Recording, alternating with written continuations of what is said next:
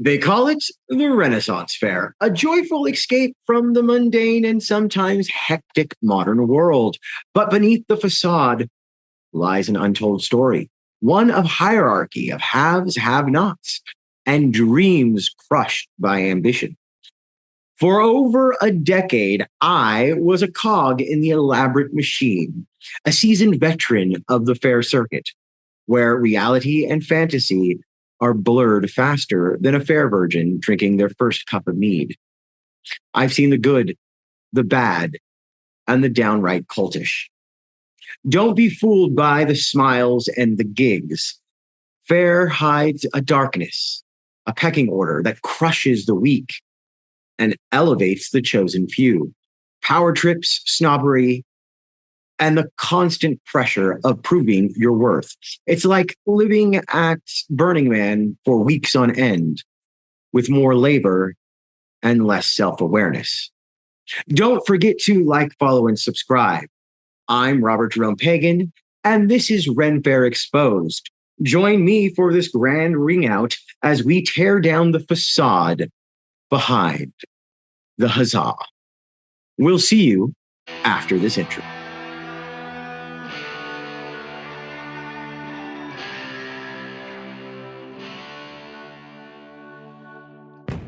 It's not easy to please, not a good feature. Just focus on what you attain. You're stepping around in your own mess. You're hesitant about why you won't win, but people like you only spread your dirt.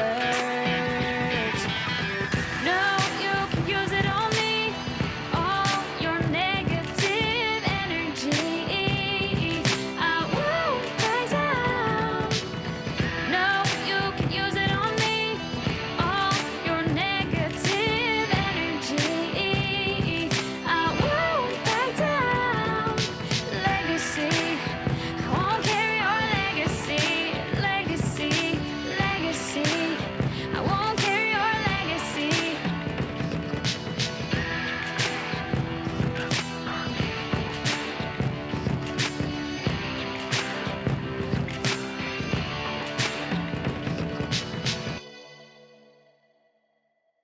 Back, the vibrant world of the Renaissance Fair offers a glimpse into a bygone era. I'll give you that, filled with merriment and revelry, and also a complex social structure. That's right, just like in the Renaissance Fair, the Renaissance itself, these events often have their own hierarchies.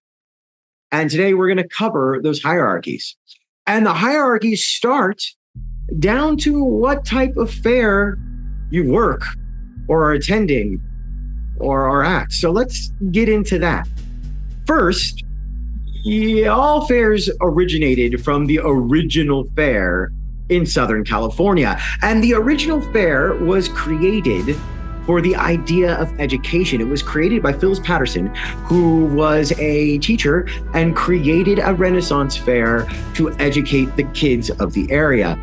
From there, it grew into a cultish phenomenon in the counterculture and pretty much started what we kind of see as the festival cosplay circuit. I mean, Coachella would not have happened without Agora. That is just the truth. But now we've deviated and we have really different sects of fair, three different types of Renaissance fairs. We have the big fair, the small fair, and the SCA fair. And so those are our three classifications. And there is a lot of snobbery that goes into this. And I just don't understand why, but I'm going to also approach this with an idea of kind of comparing them to theater. So you can kind of understand what that is. And we're going to start at the top. Broadway, right?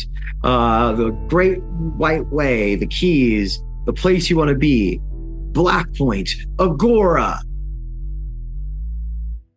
the good old days, as a lot of old fair people would say.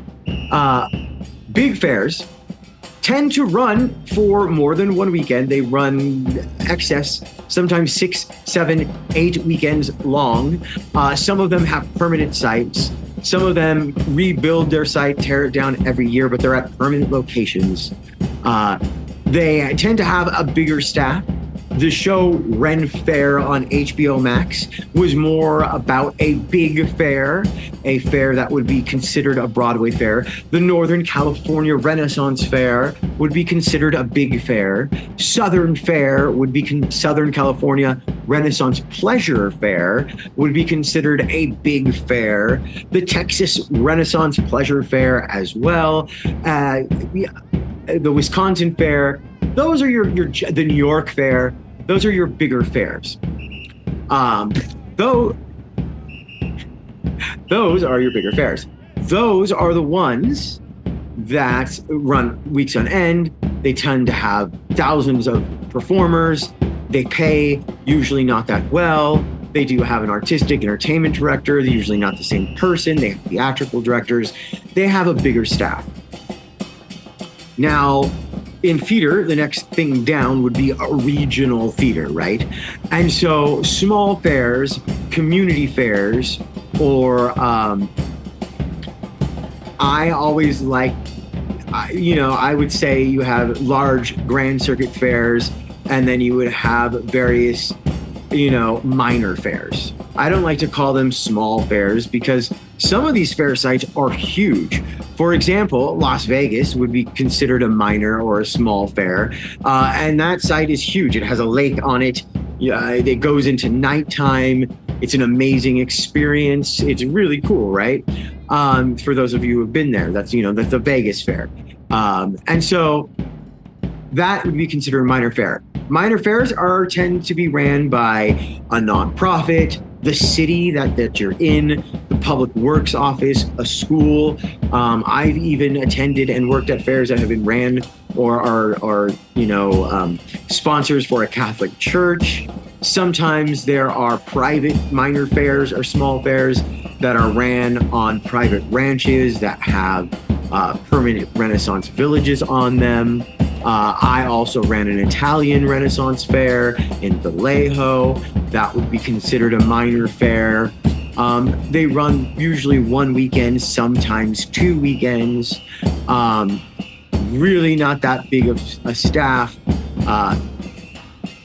And usually ran by one person or owned by one person.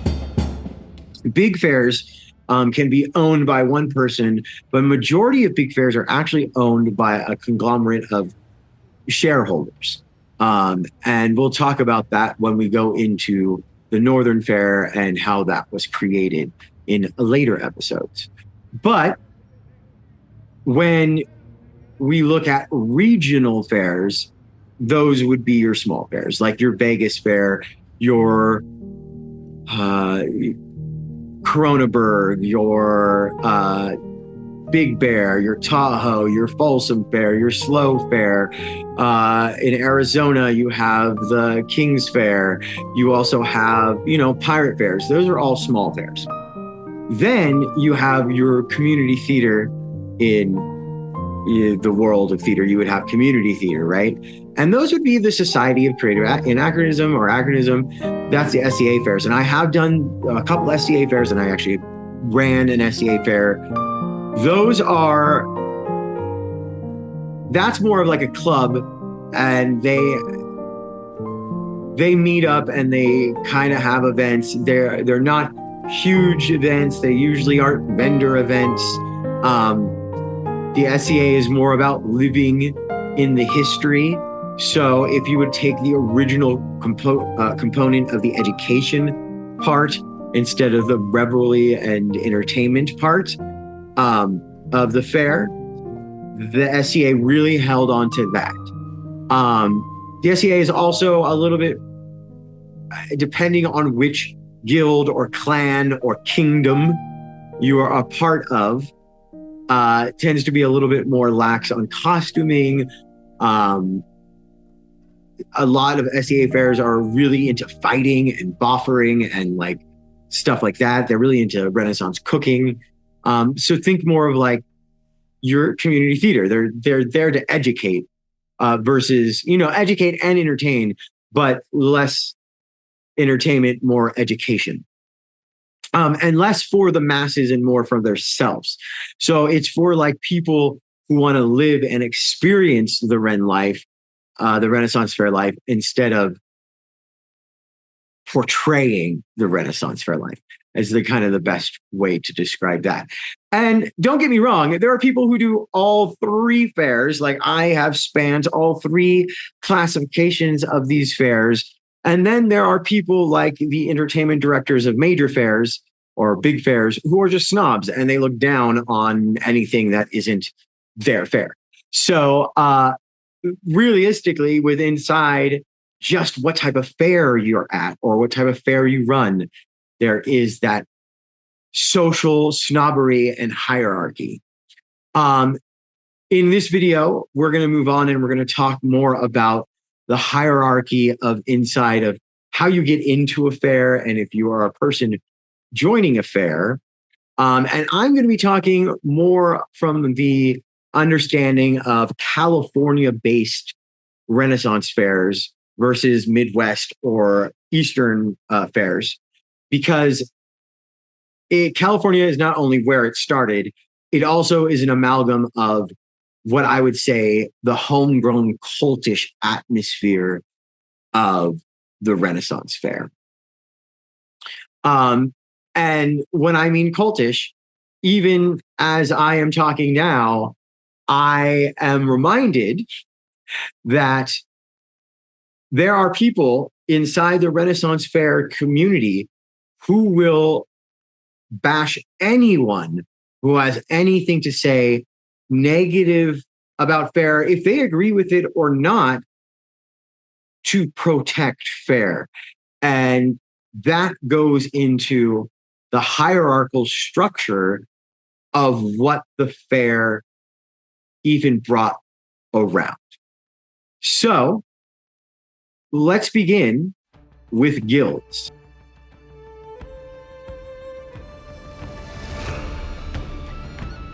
If you're a newbie and have never been to fair before, or you're just coming to fair, you probably have been invited by a friend who was like, oh, my guild is looking for people to join us and so and so. Or you saw a Facebook ad, or you saw a Craigslist ad, or you saw a casting call and it said, come join and be a part of the Renaissance Fair, be an actor at the fair. We have guilds looking. So what are guilds? Well, guilds themselves are small little groups. They're artes. So just like in the Renaissance period, we're breaking down further and further. So guilds have their own hierarchy. And we'll talk about that in a specific video, just about guilds and the toxic behavior within inside guilds. Not only with inside themselves, but how the fair uses guilds. But you're probably walking around and you see all these people and they're like, hey, did you want to be a rat catcher? Did you want to work at the well and get wet and have fun and play in the mud? Did you want to be a yeoman of the guard and guard the queen? I mean, if you're a young man between the ages of 17 and 35, the yeomen of the guard are probably gonna go after you. They're gonna want you in their guild. Are you, someone coming with their friends and, you're only gonna visit a couple times, because then that's gonna also determine what type of guild you are. But each guild represents a different section, a different part of the community of the fair. So you have like middle class guilds and merchant guilds, and those are different than actual markets. And we'll talk about that in the second part of this, in the next section when we talk about marketplace. So like I said, the first way that you could probably get into fair is through a guild. Now you're going to join the guild and the guild's going to tell you, oh, you have to do all these different things. Some fairs have different requirements. Major fairs, you have to take classes. Minor fairs are usually just one weekend, so you do the classes with inside the guild. and then you show up. Guilds are also responsible for their own yard, for their own props, for their own costuming. You as a participant, you as an actor are responsible for making and creating a costume that is historically accurate to your specific guild and also to the specific fair. For example, if you're doing a bunch of small fairs, they have laxer costume requirements than, let's say, your major fair, like your Northern California Renaissance Fair or your Southern Pleasure Renaissance Fair. Those two fairs alone have different costume requirements. So now you're joining a guild, right? And you're like, oh, we have to build this costume. We have to do all this. Yeah, you have to do all that. You're going to pay for all of that as your hobby is what this is going to become. I know you're thinking, wait, hold on. I'm going to perform. I just went to a casting call. I went to all these things. And now they're saying I have to provide my costume. I have to do all this stuff. I have to take these classes. Yeah, it's kind of a bait and switch, and they're really good at it. So where do guilds fit in? Well, here's the thing. Let's look at my Ren Faire exposed Renaissance Fair map. Boom. There you go. On this map, you see it's empty, and it just says front gate and performers camp. Well, that's because if you're the fair itself, the general manager, the owner of the fair, that's pretty much what you're starting with. That's what you own. You have the land, you have the insurance, and if you're smart, you're going to have some other things that we'll talk about when I talk about the business structure. But for the most part, you as the producer of the fair have the land and have an area sometimes for people to camp with after hours, participant camping. Most fairs nowadays don't even have participant camping. A lot of fairs that I've been to don't have fair camping. Big fairs, like Southern Fair doesn't have camping. Northern Fair does have camping. A lot of the small fairs have camping. So that's what you're going to have. And I know you're thinking right now, as someone who's been to fair, wait, hold on. How are you going to make multi-millions of dollars when you don't even have like buildings and you don't have all these things? Well, that first part of the hierarchy, the lower rung of the hierarchy, is the guilds. And let's see what they provide. So this is what your fair site looks like after you have your guilds. Wow, right? You have all these tents now and all these things. Those are all guilds. And some guilds can have 100 people. Some guilds can have 30 people. Some guilds can have 4 people. Some guilds don't even have a guild yard. They just run around in the street, and they're street guilds. They don't have a home base during the fair. So yes, this is what the guilds bring. This is the community of the fair. And like in Renaissance Fair England, they're the performers, and performers are on the bottom rung. They're below prostitutes. Performers are like, they're thought of as scum. And that's kind of how the guilds are treated in the essence of the big arc of the fair. Because the next aspect on how to get into fair, or the next rung up that hierarchy, is the marketplace.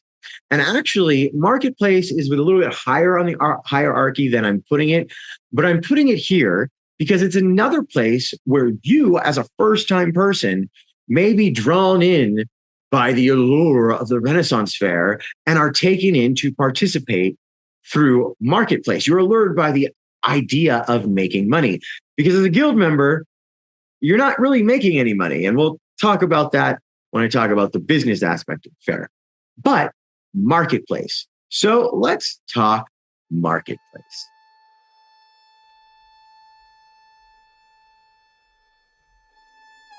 Marketplace. So what is marketplace?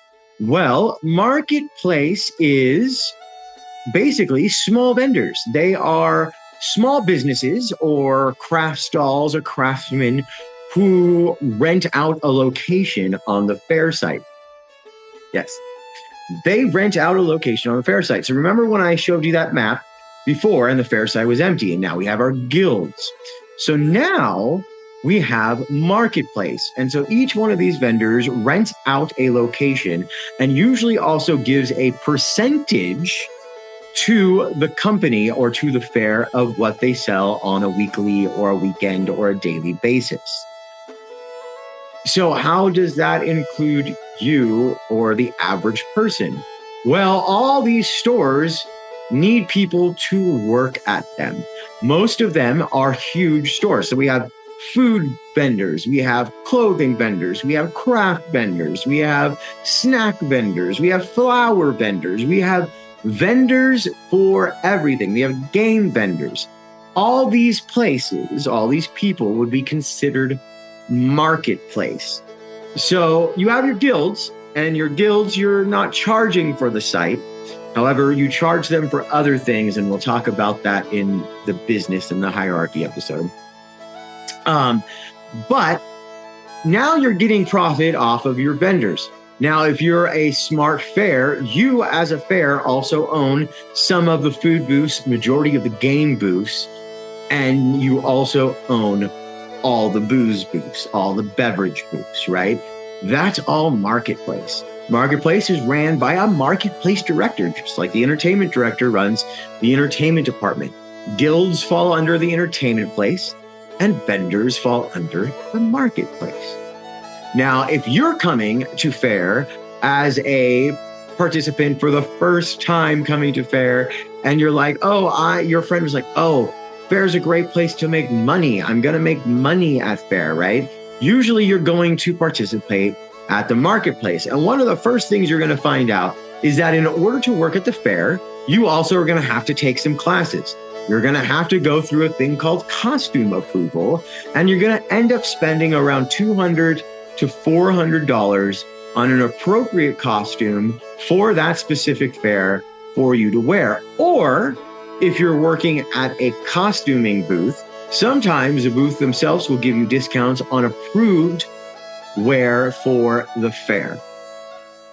If you're a food booth, it's the same thing. If you're going to be working front of the house, you're going to have to buy your costume. If you're going to working behind, and everyone has to have a costume, just like everyone has to wear a hat. That's one of the traditional original Ren Faire rules from California that has just carried along to everyone. And that's because in the Renaissance period, people said that everyone wore hats, and if you didn't wear a hat, blah, blah, blah. But anyway, that is marketplace. So I have had some experience in marketplace. My husband worked in marketplace when we first met. He was a ye old turkey layer. And so I actually do know a lot about marketplace, especially from running fairs, understanding the makeup. So now what does our fair look like with marketplace? Boom. This is what it looks like with marketplace. So now you as a fair have a good amount of performers pretty much for free that are maintaining their own areas under your rules, under your law, each guild. And then you have marketplace. Now you have all these vendors that are now doing everything under your rules, under your law, and they're filling up your site pretty well. But people just don't want to watch people eat and walk around and look at stores. You have to have some type of entertainment or stage shows. Now, stage shows are broken up in two different things because you have huge entertainment like circuit acts and like Mooney and Brune and a lot of the ones that you see, Shelby, a lot of the ones you see on the big circuits, the dirty laundry woman, things like that. Those are circuit acts, and we'll talk about that. And then you have house acts or entertainment department acts. And those are your two big areas of stage entertainment. That's also where you kind of pay a little bit. Circuit acts always get paid more than house acts. It's just the truth. And house acts also incorporate themed characters. So let's talk about house acts and circuit acts.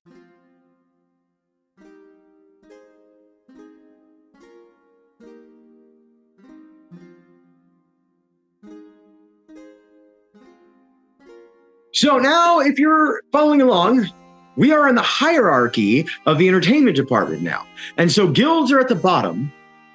Theme characters usually somewhere around the top with circuit acts. And of course, you have your entertainment director, your theatrical director, and the different directors of the shows. And the different directors of the guilds, because each guild has a guild master or a clan leader or a king or a queen, depending on how their guild structure is. Yes, they are that crazy. And when I talk about guilds in this specific episode solely about guilds, you'll understand where some of the cult culture comes from as well, because it's not only ingrained in the business structure of the fair, it's also ingrained in the basic root of how the entertainment department works and how you as an entertainment are coming to the fair as an entertainer. So if you're coming as a circuit act, you usually are paid and you're on these stages. So what does the fair look like with stages? So let me build our map again. Exposed fair site, boom. Here now has stages. As you can tell, this is now getting to be a pretty full looking fair and almost fun. Like you totally would want to go to this fair, right? Now you have all the stages and the different acts are different in each area. Like if you're up in that fairyland, you're probably going to have a lot of children acts. If you're up in the joust, you need to have a jousting troupe, probably an equestrian troupe, maybe some stunt workers. That's what that, fighting, that's where that's going to go. You have your main stage, that's where your queen is going to be, where all that stuff is going to be. And your house act shows usually on that. If you have a dirty section, like an adult section, that's where your horror show and different things would go. Now, I have a lot of experience in this because this is the department that I ran the longest. If you are working in house acts, usually say at the Northern Fair, house acts would be the mayor show, the queen show, opening gate show, anything that has to do with theme characters, the Shakespeare show when I was there, because I directed and ran the Shakespeare show, also the horror show and the horror area, which also I directed and ran. Those are all house acts. House acts get paid measly, like maybe an actor gets paid $25, $50 a day. Directors get paid maybe $150 a day. Nothing. It is no work. You write, you direct. You also don't get paid for rehearsals and you don't get paid for writing. But that is basically where you're at, right? You're at that level. Circuit acts, like I said earlier, Mooney and Brune, things like that, they have the big tickets. Those are the ones that your entertainment director is going to pay the most for. But they're also the ones that have the biggest draw and the biggest fans. So there are some people who travel fairs just to see certain circuits. So your entire fair can really, and what I have seen more commonly now in fairs, is move away from having a house act and just having theme characters and filling your stage with circuit acts only. And I saw a comment earlier on my first video about when a fair stops caring about the show and starts caring about the profit, the fair starts to collapse. And that is usually the first sign of that, is when your fair no longer invests in the actors that they have. They can't even be bothered to invest a small amount in the actors who have been giving them time. They just move out and have circuit acts. That is usually your first sign that your fair is going downhill. So those are the basic groups and how you could get involved. Now, if you're involved in a house show, how I did it is I did have auditions for house shows. A lot of fairs work on nepotism. And we'll be talking about nepotism and fair in another episode, because like I said, there's just so much to talk about. But when I did it, you had to audition and things like that. That caused a lot of strife because a lot of the old timers just felt like they deserved the roles, that they were inherently supposed to be playing these roles. Also, it was a dichotomy because getting real actors, because I also am an equity theater performer, director, professional director, film director, and they see my name and they want to come and work with me, and they come to fair and they realize, oh, this is worse than community theater. you have that dichotomy. And so you are losing people in Faire solely based on the way that this is set up. If you heard what I was saying, there are multiple points in time in this hierarchy of joining Faire where you're paying an uber amount of money. So when you are participating at Faire, sometimes you also have to pay for your own camping. You pay for your own food, you pay for your own costume.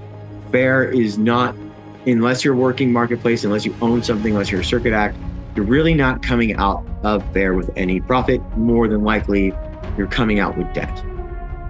This was an extremely long episode, but I hope you enjoyed it. We will have another episode next week where we continue to delve into the depths of Faire, and we are finally going to go into guilds. We're going to break down guild culture, and we're going to break down how that works.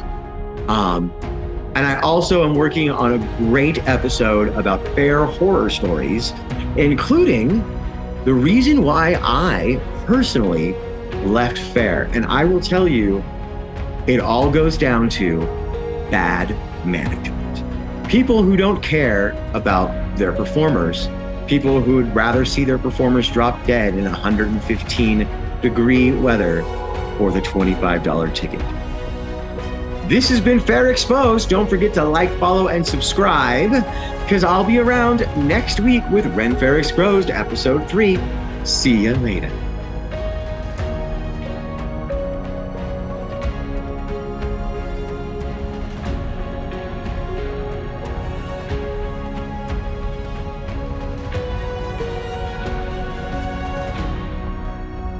If you like this video, don't forget to like, follow, and subscribe. And remember, you don't have to go home, but you can't stay here.